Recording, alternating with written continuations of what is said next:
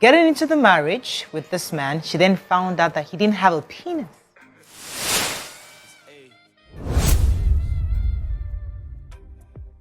Hello guys, welcome to another session of Hypercity Review. Now, a recent video popped up on Twitter about a woman who finally got married and discovered that her man has no manhood. This created a lot of confusion on social media as people are even talking about it now. Let's go ahead and look at the video so that we can come back and review this whole situation at hand. So this woman allegedly said that she's the daughter of a general overseer. She got married in church, and everything happened perfectly in church with their marriage. And they had a courtship, the whole works.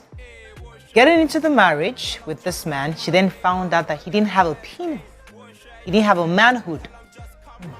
Then, according to her, it's been 3 months. They do everything else but the real deal. And the man says he was born like that. He was born without a manhood. And For children. And then, so for children, he advised that they should get adoption. They should try to adopt kids because at least it gives her some sort of satisfaction in other ways except the way God had intended it to be. Anyways, she now came out on the videos crying for help because her family is insisting she must stay in that marriage because, hey, her father is a general overseer. She's not going to disgrace the family by leaving a marriage that has been widely celebrated, in the church. She's confused because, according to her, she's been in marriage right now and nothing is happening. She feels frustrated. Your reactions were as surprising as I was. A man having no manhood and says he was born like that? Well, we have to believe him for that. But this video, which is less than 2 minutes, has created a lot of questions on social media. Whether the woman should 1. Divorce her husband, or 2. Should have engaged in premarital sex. So this video will tend to review the 2 questions at hand, which is whether people should engage themselves in premarital sex to avoid disappointments such as these when they finally get into the marriage, or divorce their spouses anytime there's an element of deceit, which happens when the marriage is said and done. Now to the first question that people have been developing on social media pertaining to this issue. Should they have engaged in premarital sex or have agreed to have premarital sex in order to avoid this kind of situation? Now me, I will not blame religion, neither will I blame the woman or the man. I would want us to take a close look at our perspective on premarital sex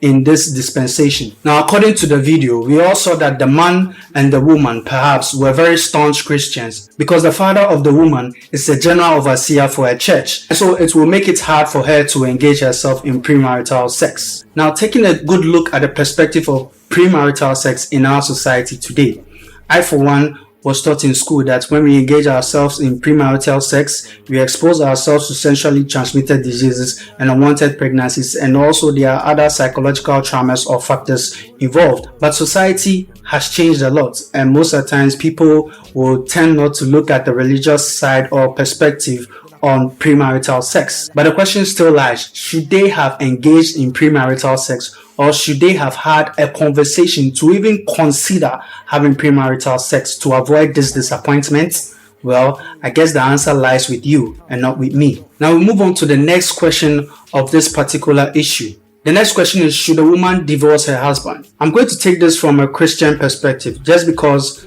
her father is a general overseer for a church of which they celebrated the marriage in it, they made their vows and all those things. Now, taking it from the biblical perspective, the Bible provides 2 grounds on which we can divorce, which is 1, sexual immorality, and 2, abandonment of an unbeliever. Now, contemporary times will also tell you that there are a lot of things that people should consider when divorcing their spouse, but I'm not going to go into that right now because that is a different case altogether. We are taking it from a Christian or a biblical perspective. But then this also creates a question. Since the man has no manhood and has no ways and means for him to commit sexual immorality, and I don't really see any case or any issue of him abandoning his partner, should the woman still stay in this marriage, continue to sacrifice herself in order to please the general overseer or the church people? Well, the answer lies within you. I'm not here to give opinions, suggestions, and advice, but I'm here to only lay the facts out there. Let's go ahead and look at the comments from people on social media pertaining to this issue. This one says, it's like the general overseer head no correct. It's like the head of other people where they tell her to stay safe no correct. Are they having sex or enjoying marital bliss or not? Why deprive her of her own pleasure? She should get a divorce and damn the consequences. But these are the opinions of people who think that this case is very ridiculous and think that the woman should just divorce her husband and go and find someone that will please her. Now, those of you who are on the side of the general overseer and the girl's family, I would want to ask you a question. If you're a man, what if this was your sister? Will you be happy? Like I said, the answers are always with you, not with me. I'm not here to give you answers. I'm just here to lay the facts and to ask questions. If you made it this far, please make sure to like, subscribe, and share because I have a lot of content coming your way. Until then, it's goodbye.